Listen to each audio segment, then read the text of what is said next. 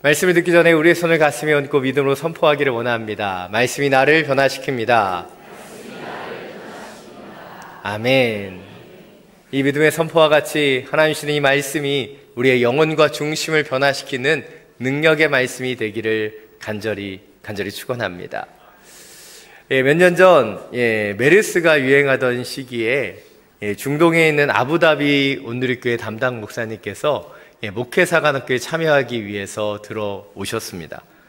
근데 목회사관학교를 참여하다가 열도 오르고 감기 기운도 굉장히 심해져서 주변 병원에 가셨다가 메르스 환자로 오인되어서 감압병실에 48시간 동안에 격리되는 일이 있었습니다. 오해받기 딱 좋은 환경이었어요. 중동에서 오셨고 고열 증상을 보였기 때문에 그분은 격리되신 것이죠.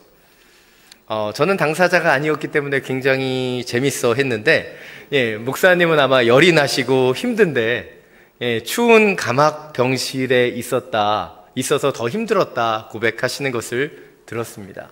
여러분 아실 수도 있겠지만 머리카락도 없는 분이셔서 더 추워 보이긴 했던 것 같습니다. 그렇다면 왜 이 목사님은 이 감압병실에 격리된 것일까요?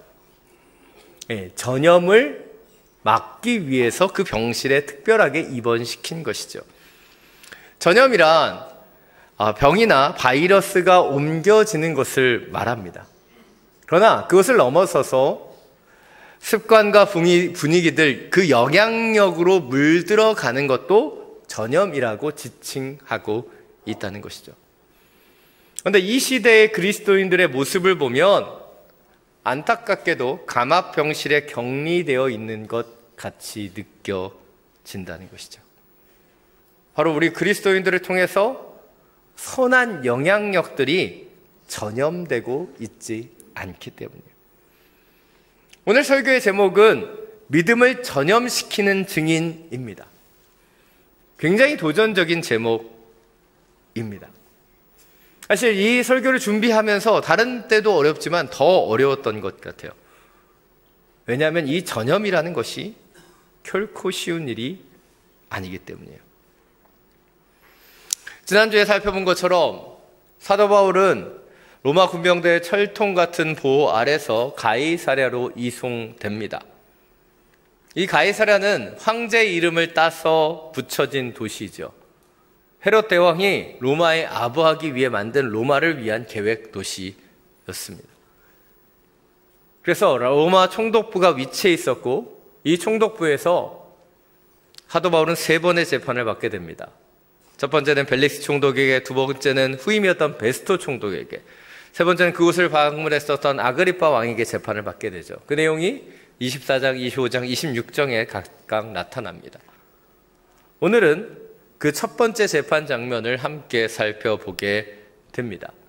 함께 읽진 않았지만 사도행전 24장 1절을 보면 바울이 이송된 지 5일째가 되자 대제사장 아나니아와 몇몇 장로들과 더둘러라는 변호사가 가이사랴에 내려와서 사도 바울을 고소하게 됩니다. 지난주에 살펴본 것처럼 이들은 예루살렘에서 그 로마의 병영에서 사내들인 공회로 이송하는 과정에 바울을 죽이려고 했었던 그 음모를 꾸몄던 사람들이었습니다.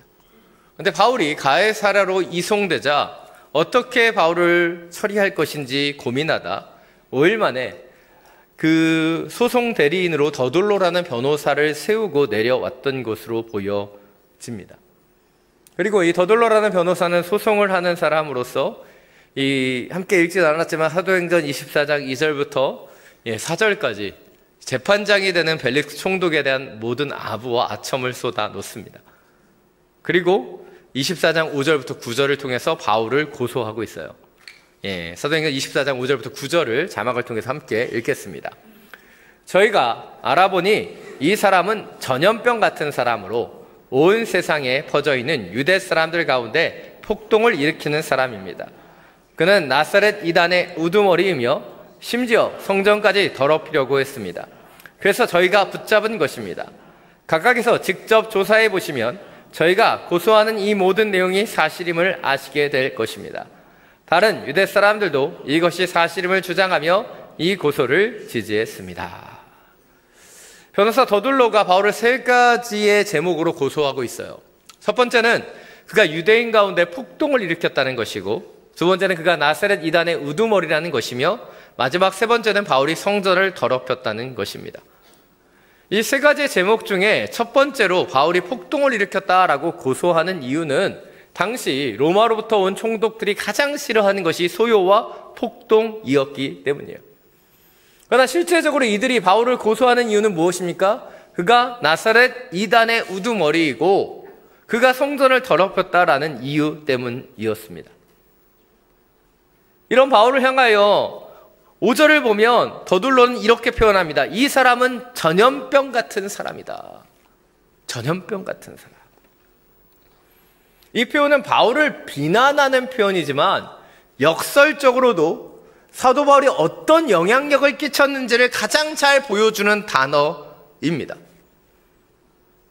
사도 바울이 어떤 삶을 살았기에 그를 전염병 같은 사람이라고 부르는 것일까요?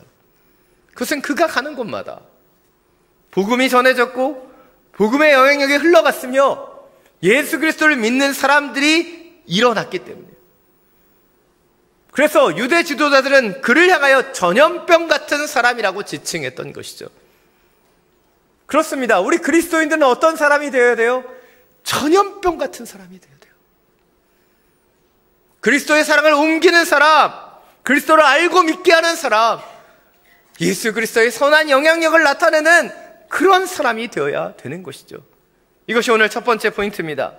우리는 우리가 있는 곳에 영적 전염을 일으키는 사람이 되어야 되는 거예요. 영적인 전염. 그런데 안타깝게도 우리의 모습은 어떠합니까? 선한 영향력을 우리가 살아가는 곳에 얼마나 미치고 있느냐는 거예요. 작년에 한 순을 신방하는데 성도님이 이런 이야기를 하셨어요. 직장에서 교회를 다닌다고 하면 자기를 호구로 생각한다는 거예요. 그래서 이런저런 어려운 부탁을 하면 거절하기도 어렵고 힘이 든다. 그런 이야기를 하셨습니다. 그분이 그런 이야기를 하셨을 때는 충분히 공감해 드렸지만 그날 신방에 말씀을 전하면서 제가 그렇게 말씀드렸어요. 우리의 정체성은 호구라고.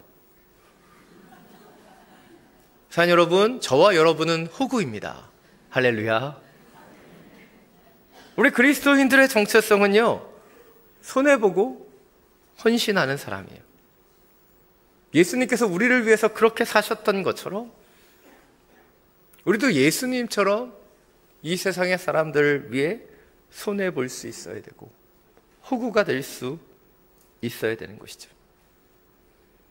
그런데 우리는 그렇게 살아가는 것을 거부하고 있는 거예요. 목회 데이터 연구소에서 3년째 출판하고 있는 한국교회 트렌드라고 하는 책이 있습니다. 지난달에도 2025년 판이 출시돼서 저도 사서 보고 있는데 그 챕터 중에 하나가 솔트레스 처치예요. 솔트레스 처치. 의역하자면 맛을 잃은 소금 같은 교회라는 뜻입니다. 그 챕터를 읽으면서 너무 마음이 아팠습니다. 더 이상 그리스도인들이 세상의 소금이 되지 못하고 교회가 이 세상에 영향력을 끼치지 못하고 있음을 느끼게 되었기 때문이죠. 이 챕터에 여러 지표들을 다루고 있었지만 한 질문이 더 제 눈에 들어왔어요. 향후에 가지고 싶은 종교나 개종하고 싶지 않은 종교로 개신교를 선택하지 않은 이유가 무엇입니까? 향후에 개신교를 믿고 싶지 않다라고 하는 사람들에게 질문한 거예요. 그랬더니 그 이유를 두 가지로 대답했습니다. 개신교인이 비도덕적인 모습을 보여주었기 때문에 46.4%입니다. 개신교인이 이기적이라고 생각되어서 23.3%예요. 물론 우리 기독교인도 사람이기 때문에 이기적이고 비윤리적일 수 있어요. 그런데 우리 성도들이, 우리 그리스도인들이 맛을 잃으면 무엇이 이 세상을 짜게 하겠습니까? 여러분, 영적으로 권면드립니다. 여러분이 그리스도인이라고 하는 것을 숨기지 마십시오. 여러분은 이순신 장군이 아닙니다. 여러분의 여러분됨을 드러내십시오. 그리고 부족하고 연약하지만 우리 가운데 행하신 예수 그리스도의 그 수금의 아름다움을 이 땅 가운데 흘러보낼 수 있는 그런 하나님의 사람들이 되시기를 간절히 축원합니다. 오늘 10절부터 16절입니다. 다시 한번 함께 읽겠습니다. 총독이 바울에게 말하라고 손짓하자 바울이 대답했습니다. 저는 각하에게 몇 년 동안 이 나라의 재판관이셨던 것을 알고 이제 기쁜 마음으로 제 자신을 변호하고자 합니다. 제가 예배를 드리러 예루살렘에 올라간 지 12일밖에 되지 않은 것을 각하께서 조사해 보시면 쉽게 아실 수 있습니다. 저를 고소한 사람들은 제가 성전에서 누구와 언쟁을 한다거나 회당이든 그 밖의 도시 안 어떤 곳에서도 군중을 선동하는 것을 본 일이 없습니다. 그러니 그들은 자기들이 지금 고소한 내용을 각하께 충분히 증명할 수 없을 것입니다. 그러나 제가 각하께 이것을 시인합니다. 저는 이 사람들이 이단이라고 말하는 그 도를 따라 우리 조상의 하나님을 섬기며 율법과 예언서에 기록된 모든 것을 믿습니다. 또 이 사람들과 마찬가지로 하나님께 같은 소망을 두고 있으니 그것은 의인과 악인의 부활이 있을 것이라는 것입니다. 그렇기 때문에 저는 하나님과 사람 앞에 항상 거릴 것 없는 양심을 지니려고 애쓰고 있습니다. 아멘. 앞서서 유대 지도자들이 바울을 고소했습니다. 그러자 이제 벨릭스 총독은 사도 바울에게 변명할 기회를 주고 있어요. 이것이 우리가 집중해야 되는 부분이에요. 세상의 공격에 어떻게 우리 그리스도인들이 반응해야 되는지를 사도 바울의 모습을 통해서 살펴볼 수 있기 때문이에요. 사도 바울은 차근차근 자신을 변호합니다. 11절 12절을 통해서 그가 예루살렘에 올라온 지 12일밖에 되지 않았으며 누구와 언쟁을 하거나 군중을 선동한 적이 없다. 그러나 14절을 통해서 자신을 인정합니다. 자기가 지금 이 사람들이 이단이라고 말하는 그 도를 따라 섬기고 있다. 그렇게 조상의 하나님을 섬기며 율법과 예언서를 믿고 있다라고 시인하죠. 그리고 이 진술을 통해서 무엇을 이야기하고 있는 것입니까? 유대인들의 고소와 고발이 그가 일으킨 폭동이나 소요 때문이 아니라 종교적인 문제라는 것을 총독에게 정확하게 언급하고 있는 거예요.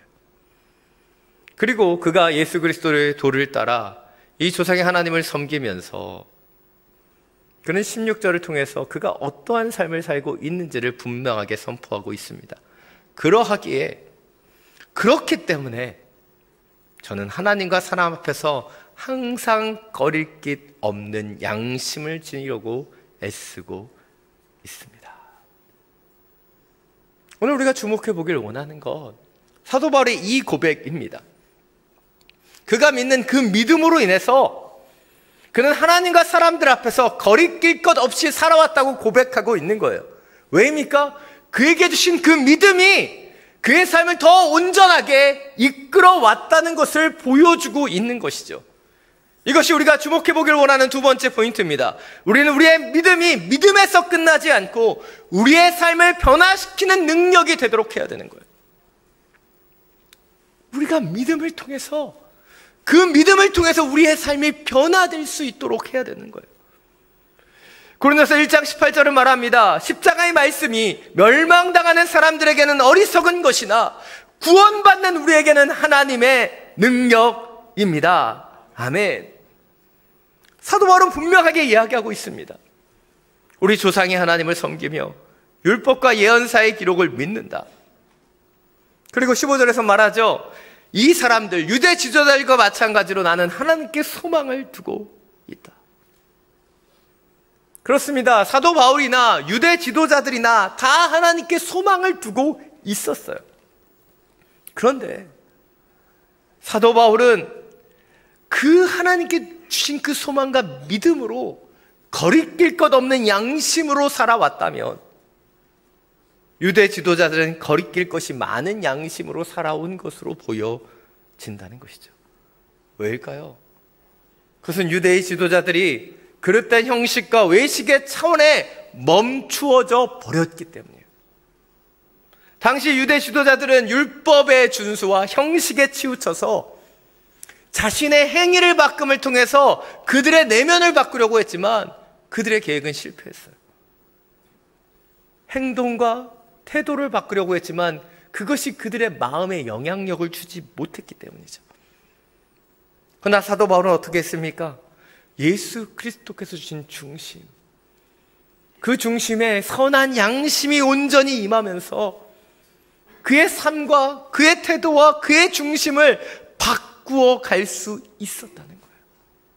우리를 바꾸는 것이 우리의 외적인 행위가 아니라 우리의 중심 가운데 계시는 예수 그리스도를 통해서 우리가 변화되게 된다는 것이죠. 제가 대학 시절 선교단체 선배들이 이런 이야기를 했습니다. 믿음이 좋아지면 좋아질수록 재우가 네 삶이 더 고달퍼질 거야. 잘 이해가 안 되시나요? 믿음이 좋아지면 좋아질수록 네 삶이 더 고달퍼질 것이다. 제가 처음 이 이야기를 들었을 때 잘 이해하지 못했어요. 근데 제가 믿음이 성장하고 예수님을 더 사랑하면서 이 말이 무엇인지 조금씩 깨닫게 되었습니다. 제가 주님의 뜻대로 살지 못하는 그 순간이 점점 많아지는 거예요. 예전에는 이 정도는 괜찮았는데, 이 정도는 잘못해도 괜찮았는데 몇백 원의 거슬림 돈을 더 받으면 마음이 불편해지고, 어려운 사람을 외면하고 섬기지 못하면 가만히 있을 수가 없으며, 때때로는 핑계대고 바쁘다는 이유로 섬기지 못하면 제 마음속에 불일 듯한 번민이 생겨났기 때문에. 왜입니까? 예수님께서 제 하나 임하셔서 제 중심을 만지셔서 더 섬기는 자로, 더 살아가는 자로 살아가라고 말씀해 주셨기 때문이죠. 전에도 인용했지만 제가 목회하면서 좌우명으로 삼고 있는 한 문장이 있어요.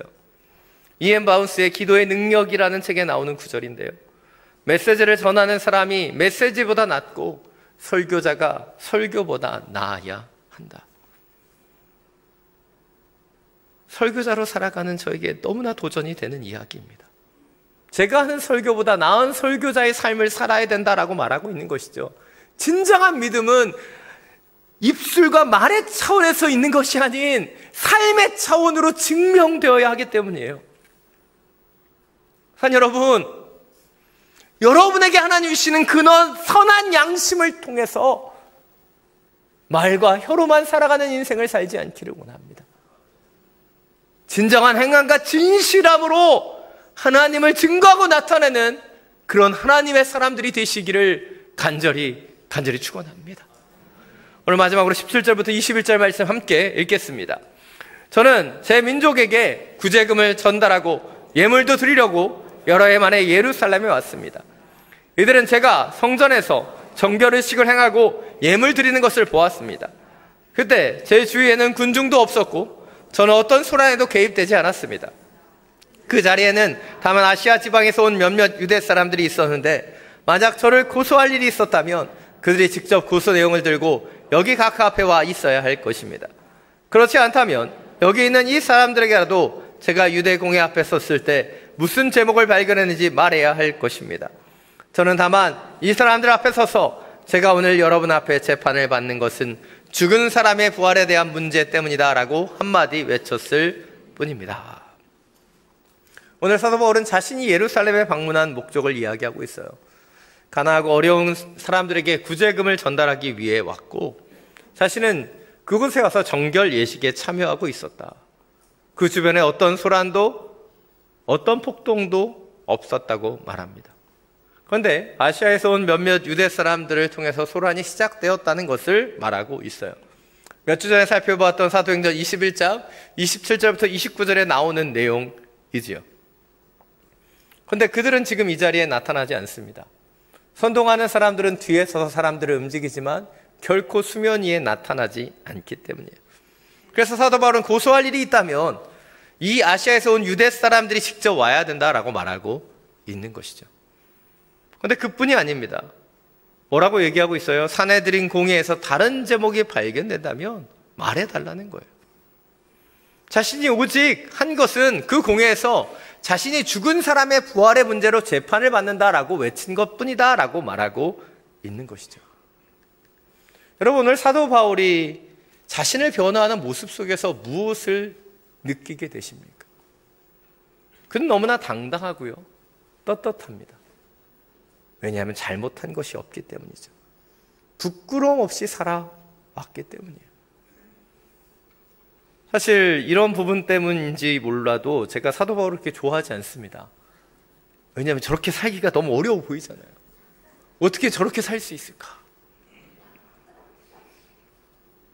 그런데 그의 삶을 들여다보면 그가 처음부터 그랬던 것은 아닌 것 같아요. 하나님께서 그 안에 선한 일을 통해서 그를 계속해서 만져주셨기 때문이죠. 개인적으로 저는 제가 잘나고 능력이 있어서 하나님이 저를 목회자로 부르셨다고 생각하지 않습니다. 오히려 제가 약하기 때문에 하나님이 저를 부르셨다고 생각합니다. 여러분 생각해 보십시오. 저는 목회자로 살아가면서 맨날 헌신된 장로님, 권사님, 집사님들 사이에서 가장 안전한 곳에, 안전한 지대에 머물러 있어요. 제가 힘쓰지 않으면 믿지 않는 사람을 만날 일이 일주일에 한 번도 없을 때가 너무나 많이 있습니다. 근데 이렇게 안전지대에 살아가면서 저는 여러분을 세상으로 밀어내서 그리스도인으로 살라고 떠밀고 있어요. 죄송합니다. 그러나 저는 여러분을 아무것도 없이 사지로 밀어내지 않습니다. 이 예배를 통해 여러분이 예수 그리스도의 선한 능력을 회복하길 원하고 세상이 감당할 수 없는 그런 하나님의 사람으로 세워져 주님의 군사로서 이 세상에 나아가기를 원하기 때문에 여러분을 기도하며 파송하는 것이죠. 사랑 여러분, 왜 우리가 세상의 소금이 되지 못하고 사도 바울처럼 세상 앞에 당당히 서지 못하는 것일까요? 그것은 우리 안에 예수 그리스도를 잃어버렸기 때문은 아닙니까? 하나님의 방식이 아닌 세상의 방식을 따라가며 세상의 눈치를 보고 있기 때문이 아닙니까? 오늘 사도 바울은 유대인들이 감당하지 못하는 사람이었어요. 그래서 그들은 사도 바울을 전염병 같은 사람이라고 말하며 그를 제거하고 없애려고 했어요. 왜입니까? 그의 삶이 예수 그리스도를 바로 보여주는 삶이고 그들의 삶이 그 주변의 사람들에게 예수의 능력을 물들이게 했기 때문이죠. 오늘 주님께서 우리 가운데 원하시는 것이 바로 이것이에요. 이것이 마지막 세 번째 포인트입니다. 우리도 사도 바울처럼 세상이 아니라 하나님을 바라보며 세상이 감당하지 못하는 하나님의 사람으로 세워져야 된다는 거예요. 세상이 감당하지 못하는 하나님의 사람. 세상에 휩쓰여지고 세상의 영향을 받고 세상 때문에 넘어지고 쓰러지는 그런 사람이 아니라 세상이 감당하지 못하는 그런 하나님의 사람이 되어야 되는 것이죠. 오늘 설교를 준비하고 마무리하는 것이 너무나 어려웠습니다. 이 메시지가 너무나 어렵고 힘든 것이었기 때문이에요. 그런데 어제 공동체에서 강화도 성지순례를 다녀오면서 저는 이 어려운 메시지의 종지부를 찍을 수 있게 되었습니다.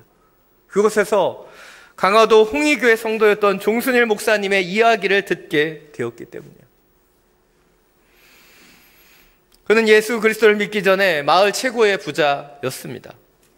그래서 가난한 소장농들이 그에게 돈을 빌려왔고 그때마다 그는 기쁨으로 그 돈을 빌려주는 선한 사람이었습니다. 그런데 그가 복음을 듣고 예수 그리스도를 믿게 되고 세례를 받게 되었어요. 그리고 속장에 대어 소그룹을 인도하면서 그는 말씀대로 살려고 노력해 왔습니다. 그러던 하루 그가 마태복음 18장에 있는 1만 달란트 빚진 자의 이야기를 읽게 되었어요. 그리고 자신의 빚을 탕감해 주신 예수님을 바라보면서 그는 결단했습니다. 그에게 빚진 모든 사람들을 불러 모았습니다. 그리고 그들이 갖고 있는 빚 문서와 자신이 갖고 있는 빚 문서를 그곳에서 다 불태웠다고 합니다. 그리고 그것이 계기가 되어 홍익교회가 있던 홍익마을은 급속도로 복음화되었고 전체 강화도 일대에 그 일대를 넘어 성모도와 주문도와 교동도까지 복음을 흘러보내는 교회가 될 수 있었다는 것이죠. 이외에 종순일 성도님 목회자가 되어 주문도에서 평생 복음을 전하며 살아갔다라고 전해집니다. 사랑 여러분, 왜 종순일 목사님을 통해서 강화도의 홍해마을이, 그 강화도 전체가 주변의 선까지 복음이 흘러갈 수 있었던 것일까요? 말뿐이 아니라 삶을 통해 희생하고 헌신했기 때문이죠. 왜 작금의 현실 속에 한국교회가, 우리 그리스도인들이 소금이 되지 못하고 선한 영향력을 잃어가는 것일까요? 그것은 우리 안에 헌신과 희생이 사라지고 있기 때문이 아니겠습니까? 그런데 생각해 보십시오. 부모의 헌신 없이 어찌 어린아이가 성장할 수 있겠어요? 목회자의 헌신 없이 어찌 하나님의 교회가 온전히 세워질 수 있겠습니까? 어찌 그리스도의 헌신 없이 이 세상이 변화될 수 있겠어요? 사랑 여러분, 주님 우리에게 원하시는 것은 이 세상을 변화시키는 그 소금이 되는, 우리 가운데 그 작은 희생과 섬김을, 헌신을 이어갈 수 있는 것이 아니겠습니까? 우리가 예수님처럼 살아가지 않으면서 어떻게 예수님을 보여줄 수 있겠어요? 예수님처럼 살아가지 않으면서 어떻게 부활의 증인이 될 수 있겠습니까? 숭실대 김혜공 교수님의 책 사도행전 강해를 보면 이런 내용이 있어요. 예수님은 부활을 갈릴레오나 케플러식으로, 만원경이죠, 직접 눈으로 보여주고 증명하지는 못하지만 그분의 부활을 삶으로 사는 사람은 그것을 사실로 믿을 수 있게 한다. 부활의 증인이라면 법정 진술처럼 증거의 능력을 가져야 하고 신빙성 있는 진술과 삶을 보여줘야 한다. 예수님의 부활을 믿는 사람은 그분의 부활이 표방하는 가치를 내면화하고 육가의 죽음의 권세를 압도할 수 있는 삶을 살아야 한다. 죽음의 권세를 압도할 수 있는 삶을 살아야 한다. 사랑 여러분, 우리 가운데 우리의 믿음이 진정으로 이 세상을 압도하고 있습니까? 이 세상에 전염성 있는 그 믿음을 전하고 있는 증인으로 우리가 살아가고 있습니까? 우리가 그러지 못하고 있다면 그것은 우리가 희생과 헌신을 두려워하기 때문은 아닙니까? 예수님처럼 바울처럼 살아가는 것을 주저하기 때문은 아닙니까? 사랑 여러분, 믿음으로 도전합니다. 우리의 삶에 작은 희생을 두려워하지 않기를 원하며 작은 헌신을 결단하며 주님 앞에 서기를 원합니다. 저와 여러분이 그런 희생과 헌신을 통해 이 하나님의 교회를 바로 세우고 이 세상을 바꿔가는 등불과 같은 하나님의 사람들이 되기를 간절히 축원합니다. 이 시간 예수의 길, 이 찬양을 함께 부르고 주님 앞에 기도하며 나아가기를 원합니다. 주님,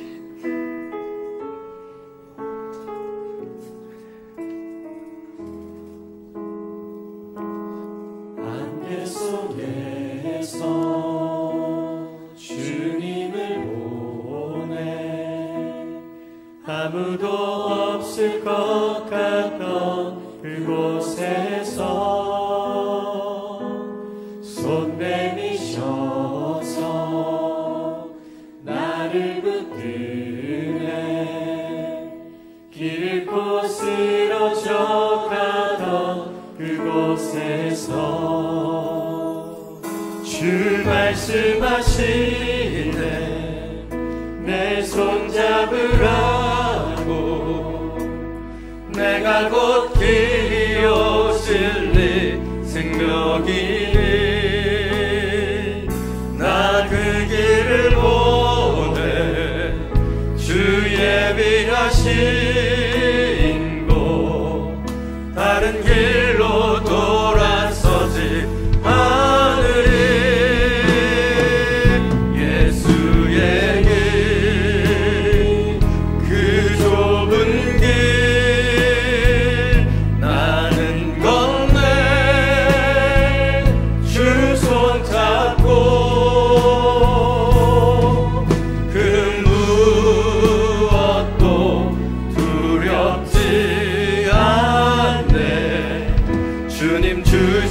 약속 내게 있으니 세상의 길 그 험한 길 승리하네 성령으로 그 무엇도 바라지 않네 저 하늘에 내 소망 있으니 예수의 길 그 좁은 길 나는 거네 주 손잡고 그 무엇도 두렵지 않네 주님 주신 약속 내게 있으니 세상의 길 그 험한 길 승리하네 성령으로 그 무엇도 바라지 않네 저 하늘에 내 소망 있으니 예수의 길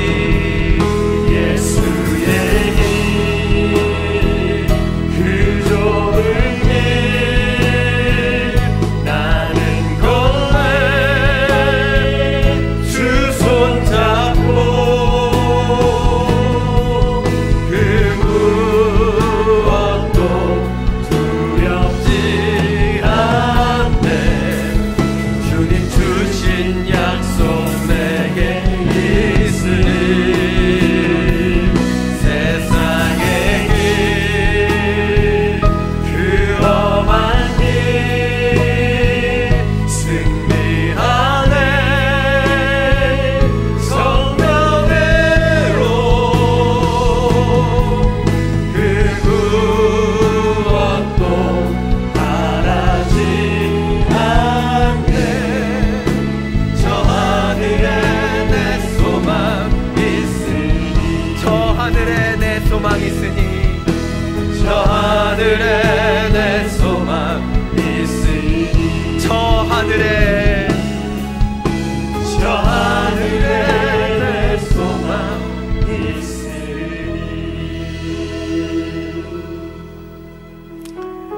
이 시간 함께 기도하며 나아가기를 원합니다.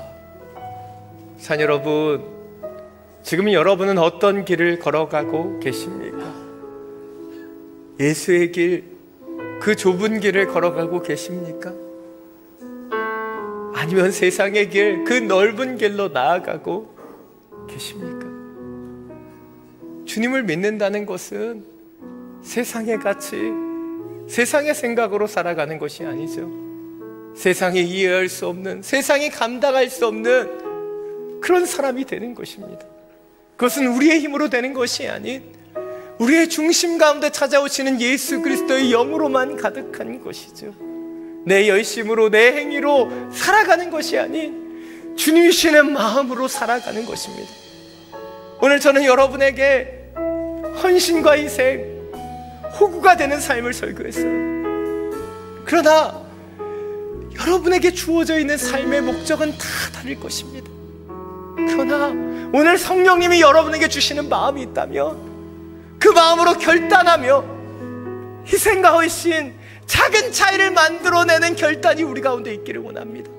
이 시간 함께 기도할 때 주님의 영을 우리 가운데 부어주셔서 주님의 마음으로 이 세상을 바꿀 수 있는 그런 소금과 빛이 되게 하여 주옵소서. 주님, 우리의 작은 헌신과 희생을 통해 이 썩어져가는 세상이 주님의 나라로 변화될 수 있도록 역사하여 주옵소서. 주님의 이름 한번 부르고 함께 기도하며 나아갑니다. 주여, 주님, 하나님의 교회가, 하나님의 성도들이 주님의 그 능력으로 변화되기를 원합니다. 이 세상에 감당하지 못하는 하나님의 사랑,